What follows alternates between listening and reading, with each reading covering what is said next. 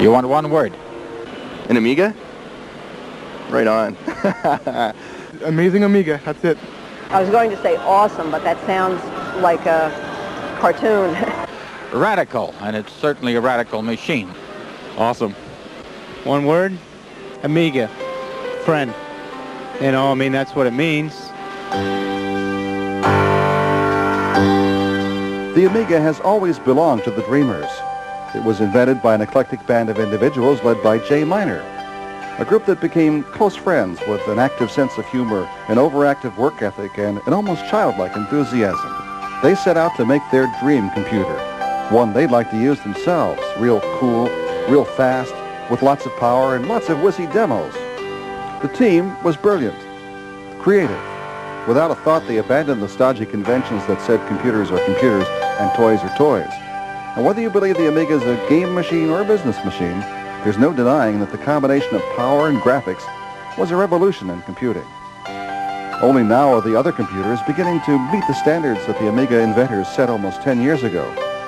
That original Amiga team created the machine. They brought to it their unique personality and put out something totally new. Their story is unique. It tells of entrepreneurship, passion, trust, courage, and friendship. It's a very personal story. It belongs to Jay and Dave and Carl, the four Bobs, and all the others at Amiga. It can't be told by anybody else, so when we decided to record the story, we brought the original members together, collected their personal photographs, and borrowed their home film footage.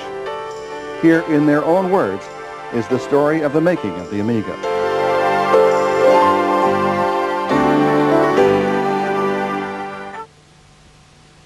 Well, it was in 1982. A friend of mine that I used to work with at Atari came to me and said, "Hey Jay, let's start a new company. I'm tired of this one." And I said, "Well, fine." I said, "I'll do the chips for it, and I'll be the vice president if I can do the chips my way." My original vision of the machine was as a low-cost entry into the computer field via the video game area. Video games at that time were really hot, and all our investors wanted was a video game. But I wanted something that could be expanded into a real computer.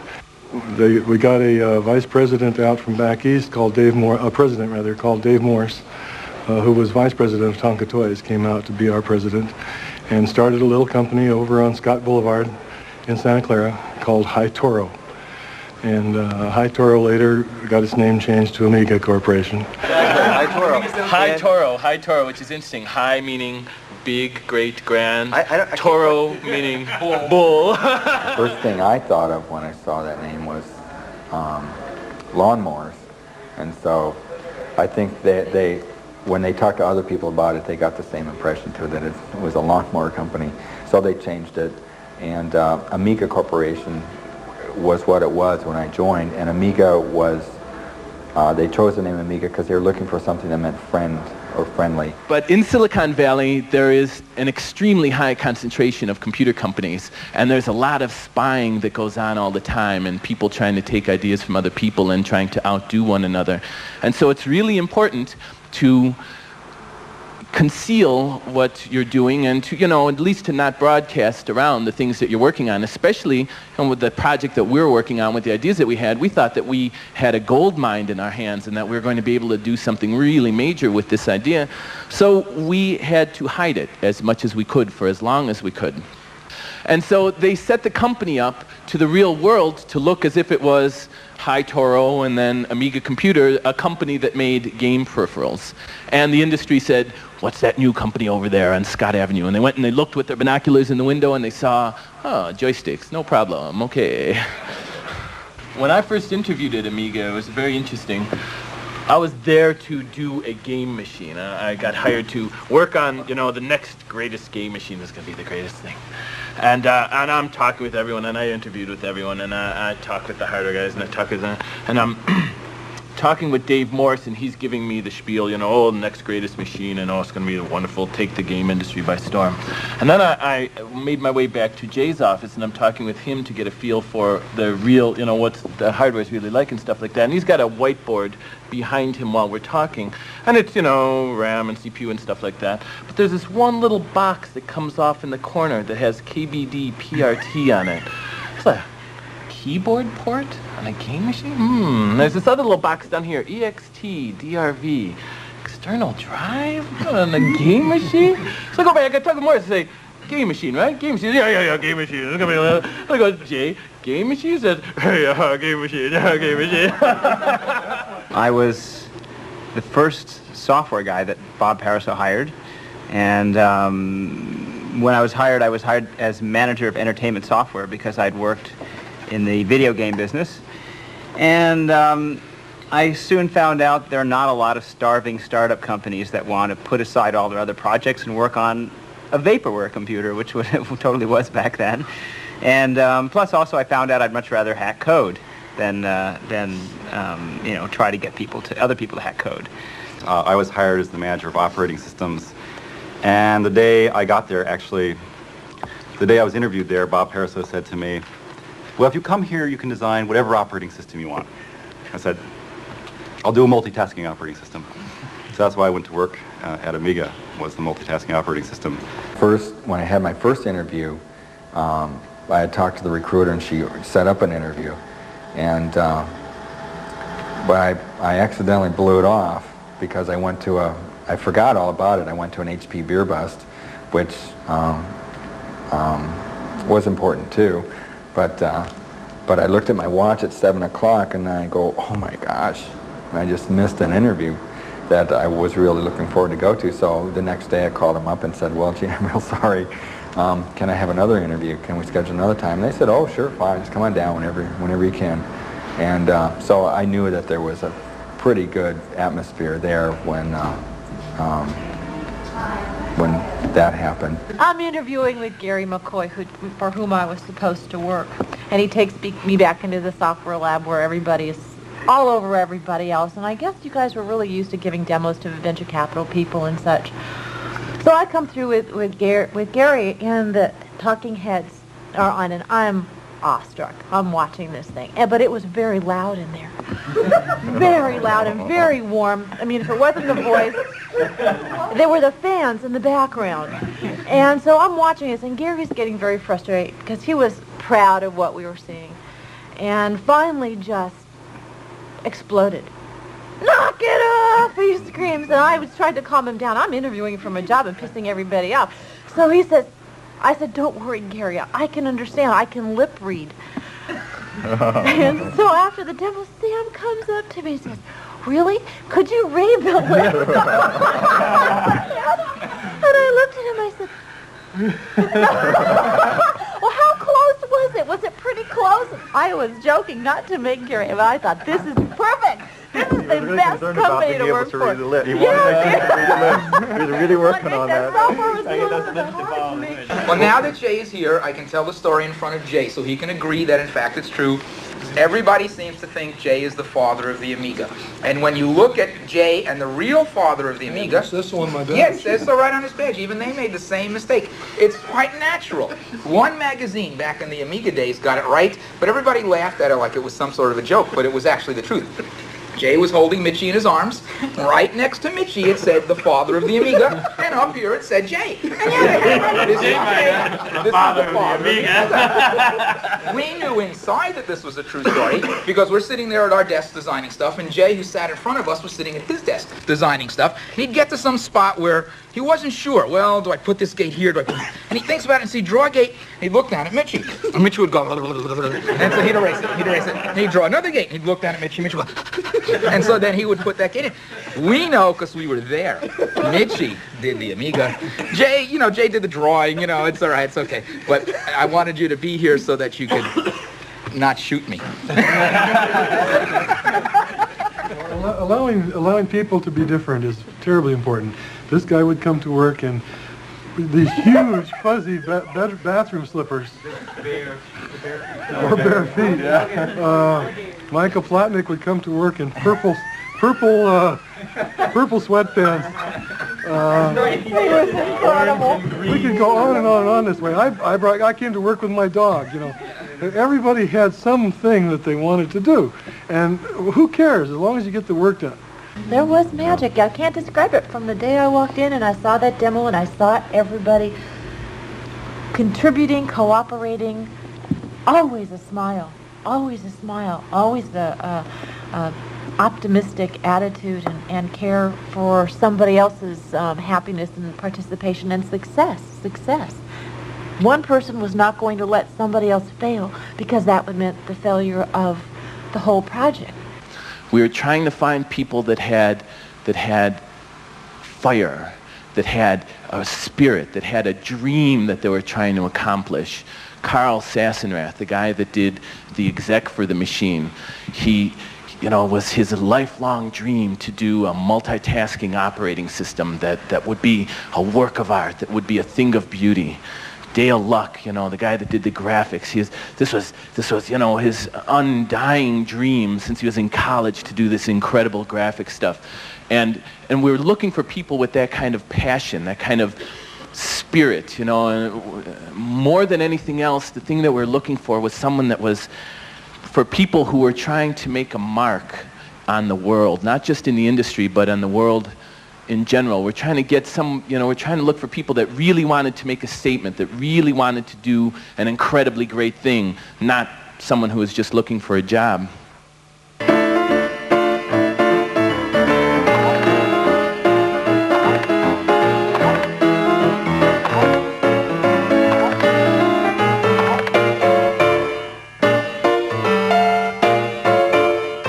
We worked in what we call the software cave, which was a room about, I'd say, about 30 feet by 15 feet or 20 feet. I started about in August of '83. There was no hardware still. There was just some drawings on a whiteboard. Most of the hardware, in terms of the Blitter, the Agnes chip, the Porsche chip, and the Daphne chip, had already been designed.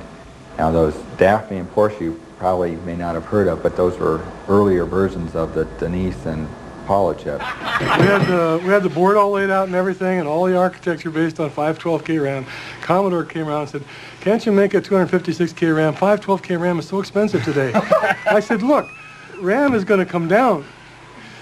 He said, "No." I said, "Well, it can't be done. I'm sorry." So I just went off. I went off. I come back a week later, find out, guess who told him how to do it? Guess who actually did it for him? Made 256K. You know that plug-in on the front? Here's the culprit right here. I've never forgiven him for that. PC came out at 16. Okay, the original PCs were coming out at 16K, and I had a PC at home, and so I was praying, Jay, make it 64K at least. Please, 64K at least. 512K from the start in terms of socket capability. Okay? Now, you don't have to plug all those chips in if you want to make it cheaper. But at least you got the holes there that the guy can plug them into later. And the architecture with that as a basis for the software. You follow me? But no, the cost of those sockets were about 3 cents a piece. And that was too expensive for Commodore and other people. I owned an IBM PC at home, and I programmed on the IBM PC. And when I crashed my IBM PC, the screen went dark, and it would reboot sometimes, or you'd have to turn it off, actually, and turn it back on. And about that same time, the Macintosh, was coming out, and they had this little bomb. You know, I'd heard about their little bomb that came up on the screen. I thought, you know, that's kind of interesting, coming up with some sort of indication that your software failed, that your machine failed. And I sat down and I thought about it, and I thought, you're going to have a sense of humor. You know, if your machine fails like this, it's like, and you've lost 2 hours worth of editing, you're going to want to laugh about this somehow. So we put it in there. The machine crashed then for Martin Shabilsky, I think, in his office. The machine crashed, and he saw this thing come up. It said Guru Meditation. And he said, "What is this? You know, take this out right now." and so I took it out, and it said software failure. And all of a sudden, so a new version of the system went out that said software failure, and everyone was like depressed. Well, it was like, put the Guru Meditations back in. And so we did it without permission. We just put it back in. That's right. All the developers, what did you do? It's a software failure. What is that? So yeah, we just put it back. We didn't ask. We just did it. I can remember one of the first the large users group meetings I went to, where people would go up there and they'd show their programs, their software that they wrote in front of the group. And of course, whenever it would crash, the group meditation would come up and everyone would be chanting, "Guru, guru, guru." Now, they wouldn't be chanting, "Software failure." We made a lot of design decisions that were wrong. If you say we're selling a personal computer. Oh, yeah. I mean, we decided that we wanted the graphics to run fast. So it never checked. It would go out and it'd say, "Give me some memory," and it would never check to see if it got it. It just assumed it got it. And so if we didn't have 512 memory, we'd it'd crash and you get a guru meditation error. And on retrospect, those were mistakes. If we were building a personal computer, we'd be sure to not do that now. Like the original color scheme of the Amiga, there are a lot of people that don't like the white with the blue background. We sat there with TVs to try and figure out what colors on NTSC wouldn't just bleed horribly as you made the transition from the foreground color to the background color.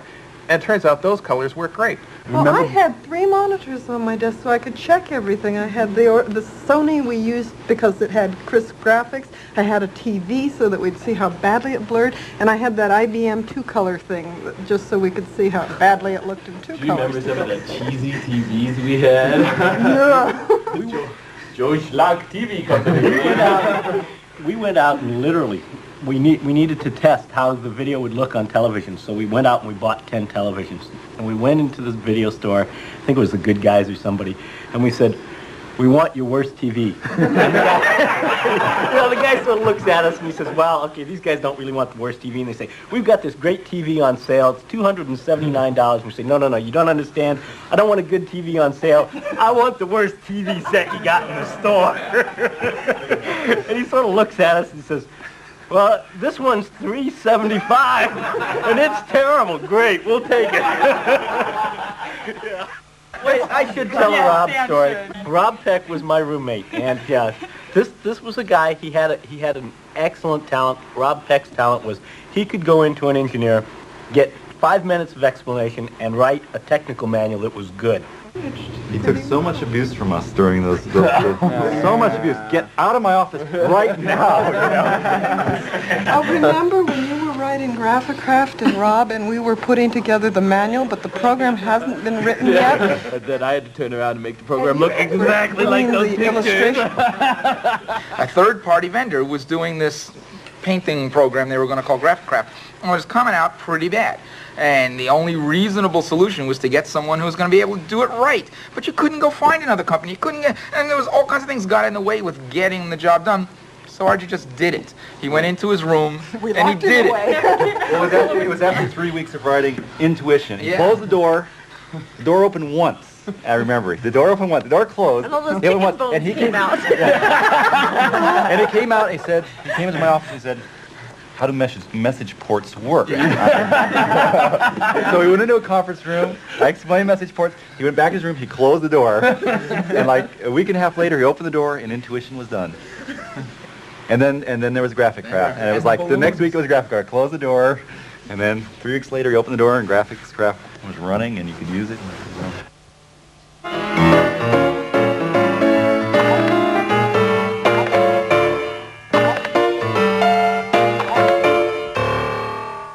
There we were, working furiously designing this machine.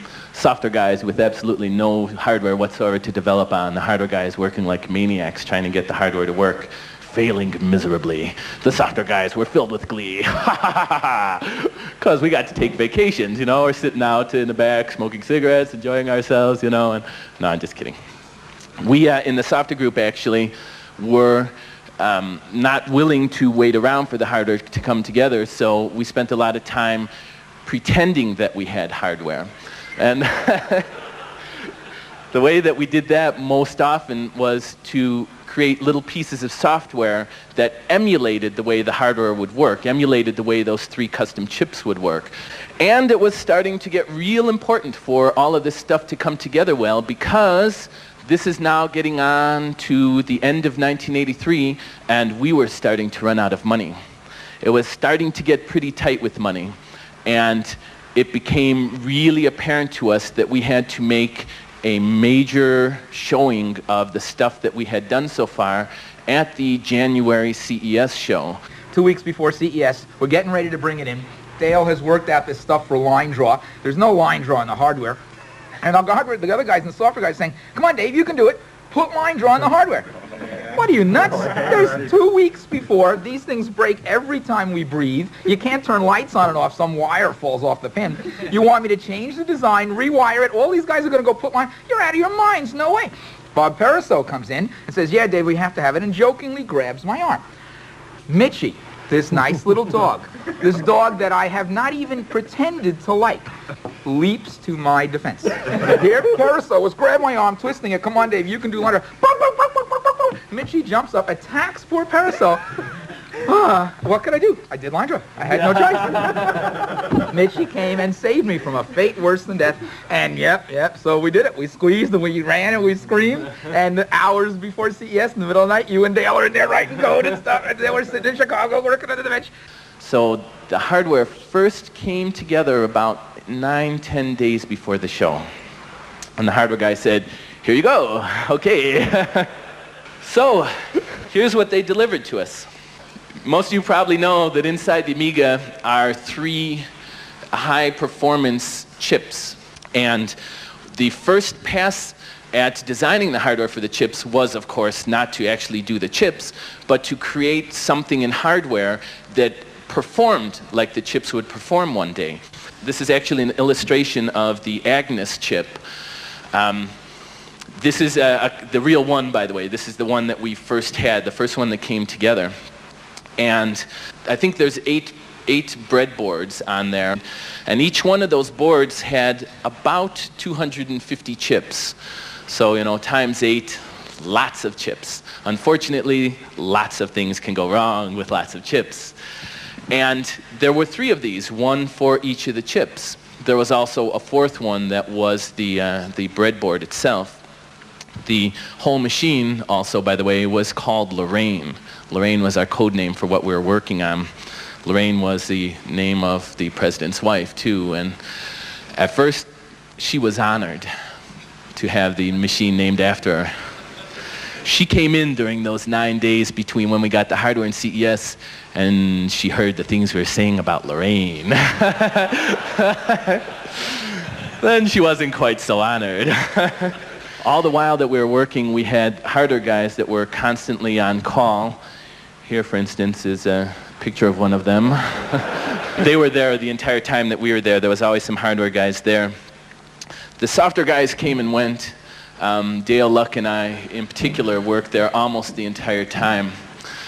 Those entire 9 days, we worked non-stop trying to get stuff done. A lot of my work depended on the things that Dale was doing, and so I was constantly badgering him. And he was, okay, I'm working real fast, I am. Here's a picture of Dale working real fast. What Dale was doing was he carried around his pillow with him the entire time that he was working there. And the computers that we're using at the time had a program on it that we wrote called Beep. You type in Beep and it would beep. And it had a type ahead buffer, so you could type in an instruction and have the computer go ahead and do that instruction, which would take a while. And you'd also be able to type in beep long before it would actually be executed. So what we used to do, and Dale was an expert at this, he would carry his pillow with him at all times. He'd type in the compile instruction, type in beep, and go to sleep. 5 minutes later, beep, he said, oh yeah, back to work.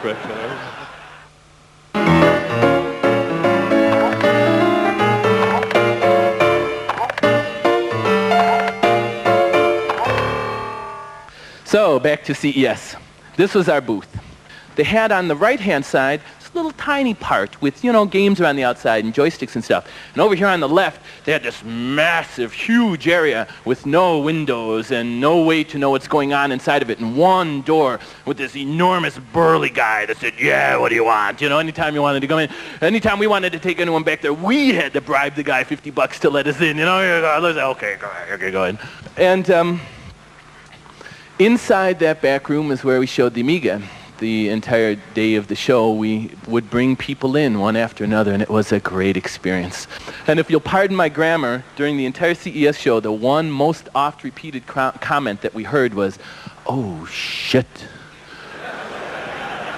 Because, of course, no one had ever seen a computer back in 1983, or January of '84, do the kinds of things that this machine did.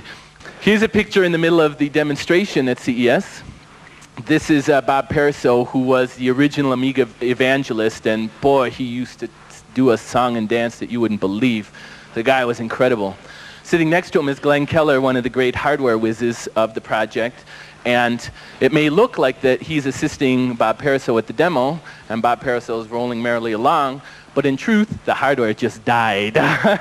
And it froze on a picture, fortunately, so Bob was able to continue as if everything was okay, but Glenn is working furiously in this photograph trying to get the thing to work again.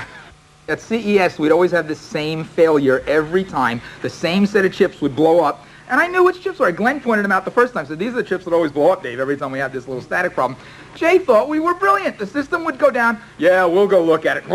Change the same chips every time, no matter what was wrong, and it would fix it. It was a trick, Jay. It was a trick. We knew what that. That's where the bouncing ball really started, was one late night at the Consumer Electronics Show in Las Vegas.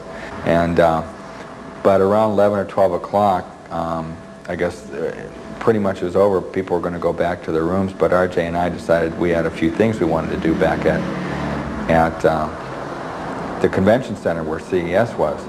And so about 4 o'clock in the morning, after, I think we had about a 6-pack of warm beer left over too that we'd hidden in the, you know, those little stands that they put plants in.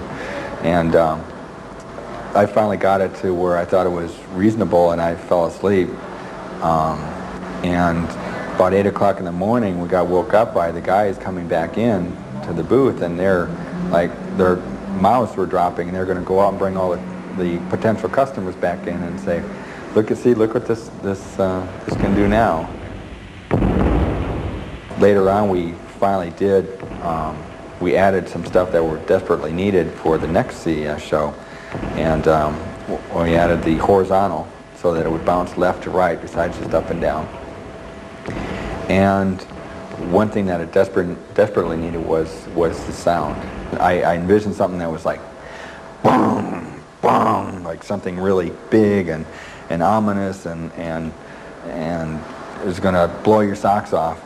And so we searched around to get just that right sound, and we finally, after a lot of experimentation, we got Bob Pariseau took one of these foam bats, and we had 2 of them that we used to work out disagreements, and was starting to hit different things. And then Sam would record the sound on his Apple II, and then he would massage the data so we could play it on the Amiga.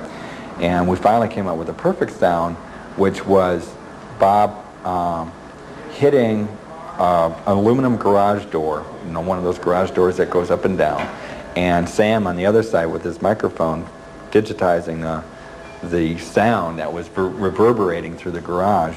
And so that's how the bouncing ball, the bong sound was developed. And it was a great show. It was a moment of great success. You know, everyone who saw it was awestruck by the thing. A lot of the software developers agreed to get behind it. Some hardware people said, you know, it's interesting. We want to know more so we can start to design hardware for it. And we were ecstatic. We were in heaven.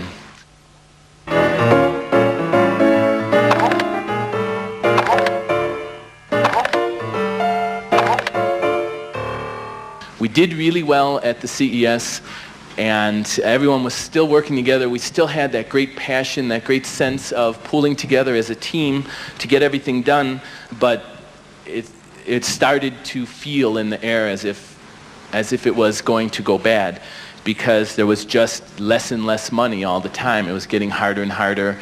You know, we knew the kind of debts we had run up with our creditors and the fact that we weren't paying them. They never missed a payroll. Didn't that have a lot to do with the prayer meeting? Had a bit to do with me mortgaging my house, too. Yeah, Jay did a lot of interesting personal sacrifice. There was a stock thing that you did that you changed stuff on, and you dragged money in from the house. Yeah, it was. I was lucky enough to be sitting 5 feet away from Jay while he was doing, you know, while we were doing stuff. Of course, the dog was there, but then after line draw, the dog was okay.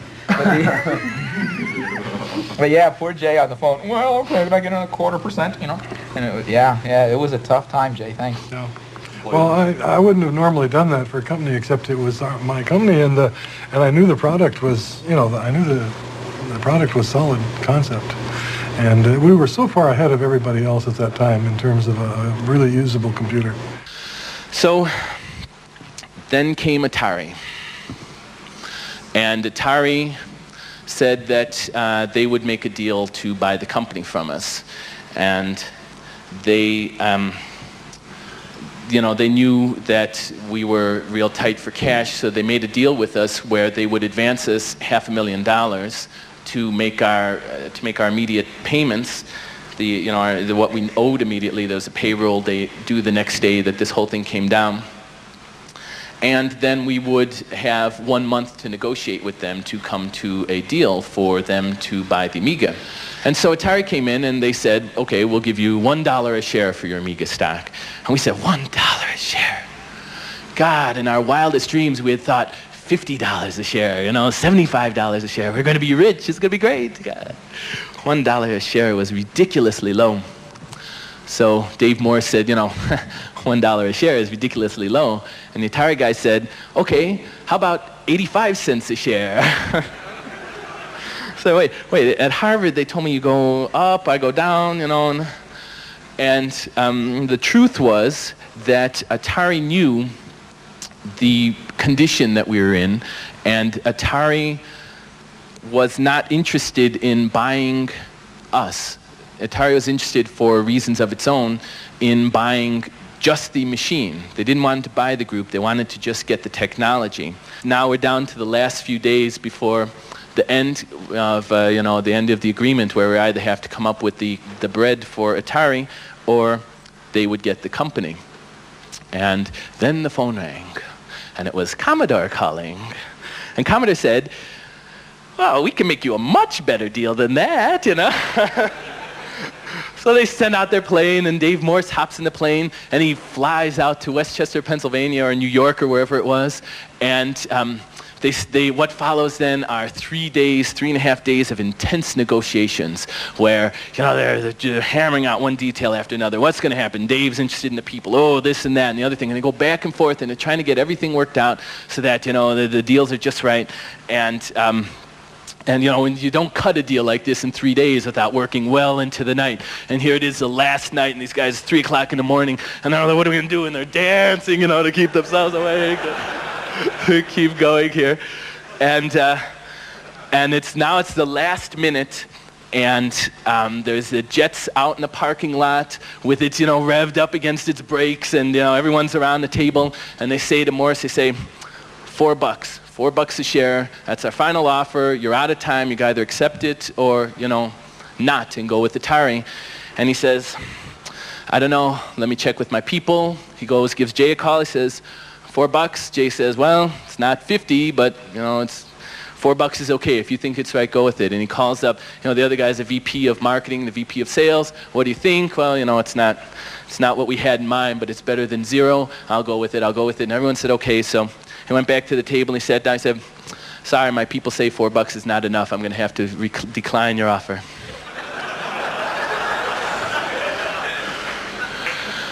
They said, well, how about for $0.25? He said, okay.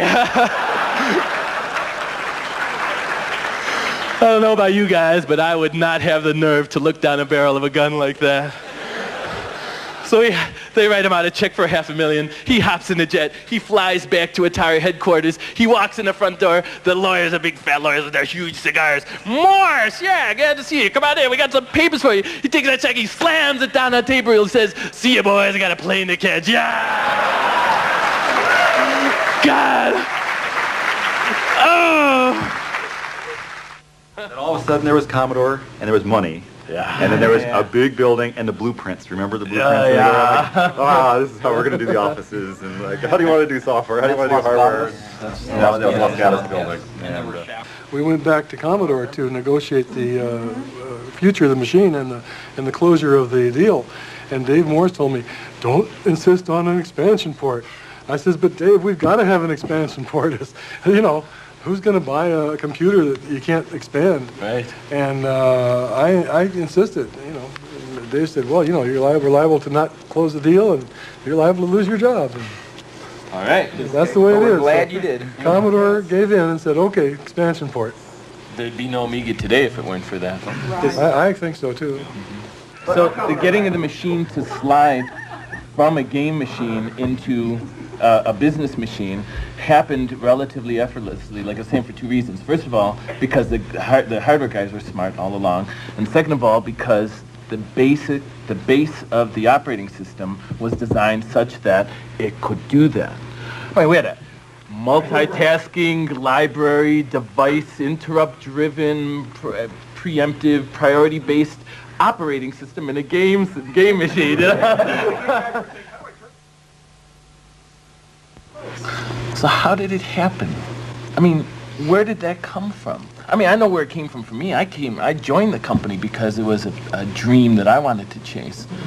Was that same, you know, with everyone in general, or? Yeah, I think so. To say that it was just a family atmosphere doesn't really say it, but I think that there was, I was just, you know, working late at night, working on a CES, and it wasn't, we've got to get this done or the company's going to fail. It was like, of course we've got to get this done. This is it's our collective effort. This was, I don't know how to describe it, but there was camaraderie, family. It doesn't really describe it, but there was people. It was kind of like all the cousins, all the brothers and sisters and cousins were in this office in this room together. We're all working because there weren't people beating us. There weren't stockholders. It was just, we've got to get this thing done, and we got to do what we have to do to make it happen.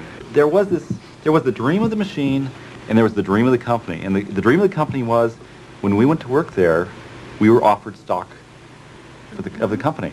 We owned the company, and we knew that there weren't a lot of big investors. I mean, there was Jay, and there was Dave, and we knew them. They worked there. It wasn't like mystery people investing in this company. It was our company. I mean, we really felt, at heart, it was our company. Jay and Dave made us feel that way.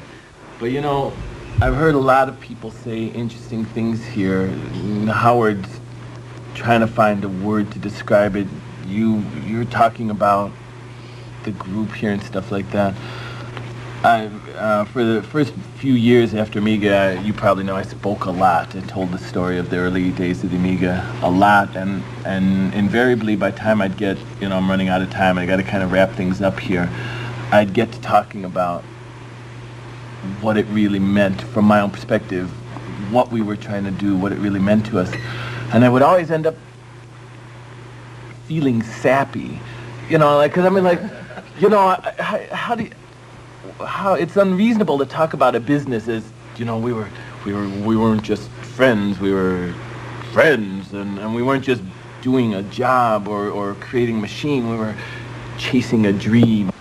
The most important thing I learned of all of this was, you know, when I'm just this kid from the south side of Chicago, you know, and I got involved in this whole thing, but I'm still just this guy. And the truth of the matter is that anyone could do this. I proved that finally to myself, that I could go off and follow a dream and have it come true for me. And you could too.